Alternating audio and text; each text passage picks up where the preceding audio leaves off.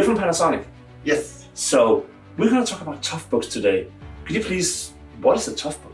A Toughbook is a reliable unit which enables field workers to be out of the office day in, day out, in harsh environments, going to, for example, repairing an escalator in a shopping center, up to repairing a wind farm offshore, for them to have a reliable unit which withstand all the kind of environments. Yes. And the 55? It's a really flexible unit, so at day of purchase, the customer can decide things like, do I need broadband connectivity like 4G or dedicated GPS? But later on, sometimes the requirements change over the time. So think about a corporate environment. At present, they maybe use still a smart card to identify the person using the PC, and over the time it changed to a fingerprint or contactless. In the past, you had to buy a new device. And now we can give the customer, for example, here's a choice with some kind of a gadget you can put into the unit, which already gives you a fingerprint reader.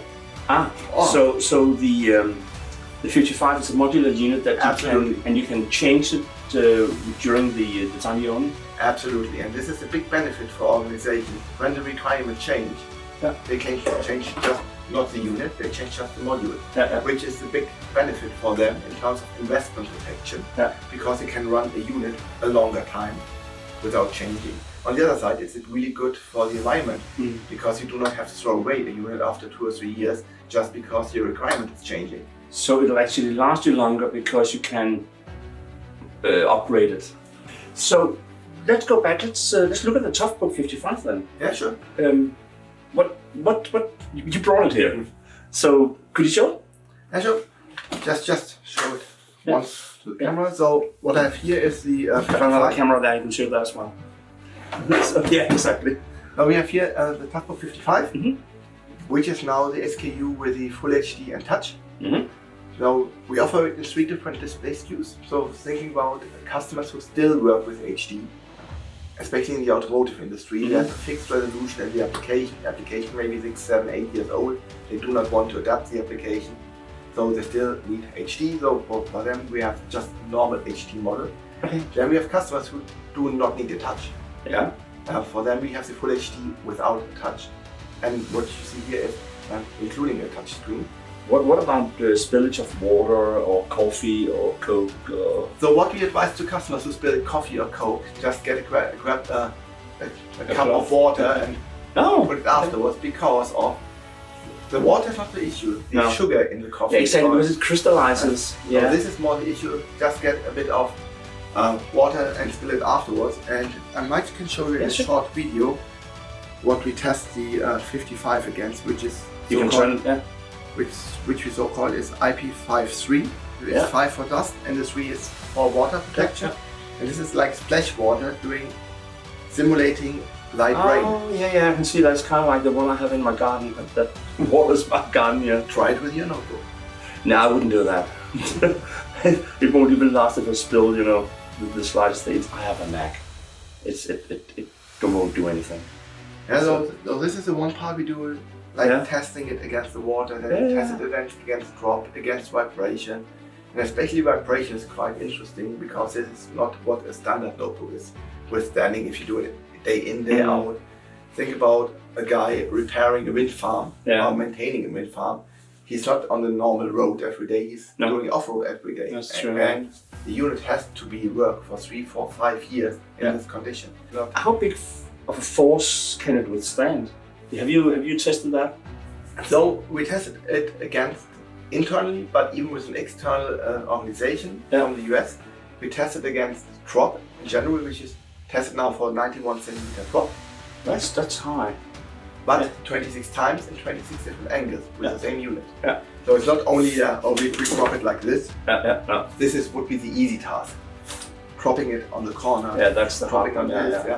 Different 26 different angles with one unit. And what is the really good thing in this unit is, even with a standard battery, already 20 hours of battery life.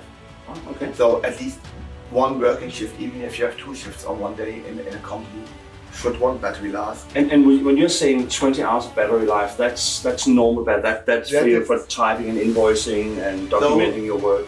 It's on the mobile market 2014, which is with 150 candela, not the maximum brightness. But it's not only just typing, the mobile market is simulating like Word, Excel, PowerPoint, a bit of Photoshop, a bit of YouTubing. So even a bit of drainage of it, because the monitor does drain more power than most units in a computer. Absolutely, and this is exactly why we do exactly this kind of test, because it simulates not only typing, because then it would last even longer. But realistic is not every end user is only doing Word, Excel, PowerPoint. No, exactly. They're using Photoshop, they're using Adobe Premiere or whatever, and then this kind of mobile market is simulating exactly, even with downtime of the user, like the user makes a lunch break for 10 minutes or something like that. So if you look at the mobile market webpage, you can find a complete definition what this test is doing, in which kind of running order, which test is how long. And this is the good thing in the Windows environment. All the major vendors are relying to this mobile market test, so it's really comparable on the result. Cool. And if we add the second battery, which you can have here on this side, where we now at present have the NFC, it can run even nearly one working week, 40 hours. But couldn't I also just, if I might say so, bring the battery with me in my bag, my bag of tools, and then put it down and plug it in if I need more battery? Yes, sure. One final bit what we made even flexible for partners or installation partners, so not for the end user, because it's then fixed with by-4 screws. So we train a certified partner, especially in the channel, to even exchange on the back side here this kind of I/O ports. So there are customers who do not need many I/O ports. For them, we still have an HDMI, a LAN port, enough USBs. But there's still customers who need a serial port. Think about machinery. There are old machines out there who need a serial port, that's true. Machinery, old escalators, if you want to maintain them, you still need a serial port. A unit like this, is it on the market in Denmark now, or is it something that's coming? So we launched the unit for the press beginning of September on a worldwide level, and the unit is already available since the 1st of September. Okay. So if I as a company in Denmark, I can go out and buy them? Yes. You can go to our channel partner, or if the volume is right or the geoconditions are right, you can talk to even Panasonic directly on the project level. Nice.